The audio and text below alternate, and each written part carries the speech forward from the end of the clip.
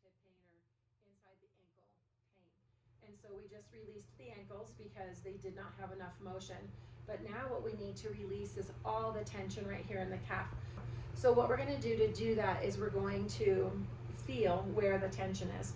So the first thing we're going to do is, yep, right there's a sore spot, and that's a sore spot.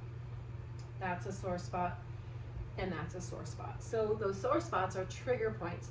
A trigger point is just simply when we feel the tissue and it hurts there, or it's just really tender when you touch. That means the trigger point's active. When the trigger point is active, it puts tension into the muscle it lives within. So anytime there's tension within the muscle, that tension is what keeps the trigger points turned on. So the trigger point makes the muscle have tension. The tension in the muscle keeps the trigger point turned on.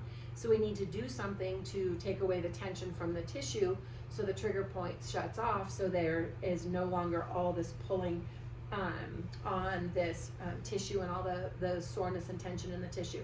And we're going to eventually now release the posterior tib muscle, but first we always have to release the calf muscle. So what we're going to do is shorten it. So the opposite of tension, if we're trying to remove tension, is to add slack. When we take all the tension off the trigger point shuts off and the whole thing gets soft and acts like it's supposed to, and the tissue is nice and soft and supple like it's meant to be. Okay, all the tension goes away. So the way that we take away tension is to add slack. Slack is the opposite of tension. So the way we're going to do that is we're going to shorten the tissue. So we were here, we're bringing this to this, and we're just shortening it, and we're holding it for 90 seconds. And again, the whole point of that is to put slack into those sore spots, the trigger points on the muscle belly. And when you do that, it shuts off and the tension all goes away and the muscle can be soft and supple.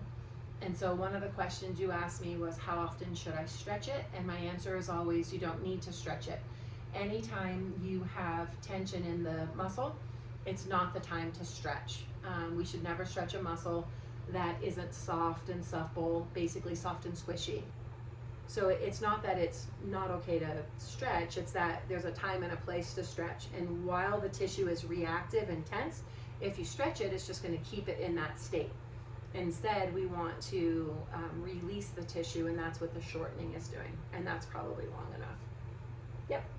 Feel the difference? Yeah. And look at the soft, squishy. So is stretching good when the muscle's not hurting? If there's a lack of range of motion and it feels good to stretch, then go ahead and do that. A lot of times it's not necessary. Sometimes it is.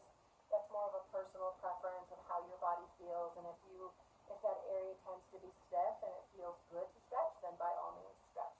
But if the area feels normal and soft and supple and you don't really feel a need for it, then it's not necessary. It's one of those listen to your body kinds of things, and there's times when it's indicated and times when it's just not necessary. Right.